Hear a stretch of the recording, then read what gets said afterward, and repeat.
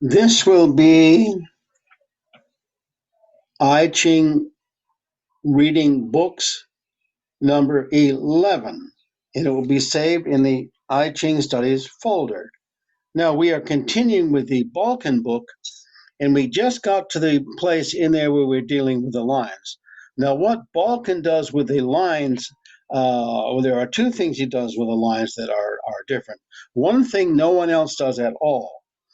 He doesn't begin with each line in a row, which are what all the others does, but he has a discussion of the lines in general before you even get to them, because the position of lines, where they occur in the six-lined hexagram, are very important, and we won't go into details because that's a whole study all by itself.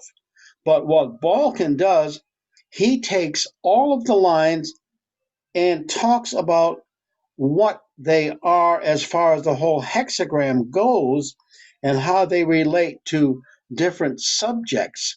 So that if you read before you even get to the lines, which no other translator that I know of does, is an extremely good way to look at what this means as a watchtower upon which one is to see and what one can also be seen on. Then he goes into the lines themselves.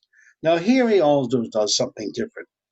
He gets each line, reads what it means, and then has a good commentary on it. But what he also will do when you get to a certain line, it will say ruling line. Now, for example, in this one called viewing, there are two ruling lines.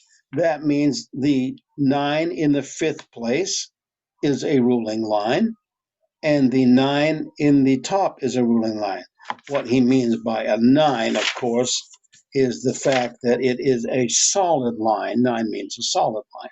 So in all of these, if there is a ruling line and where it is, he will always show that, because what that means is that the ruling line itself is one line that tends to be more detailed about what the entire hexagram itself is.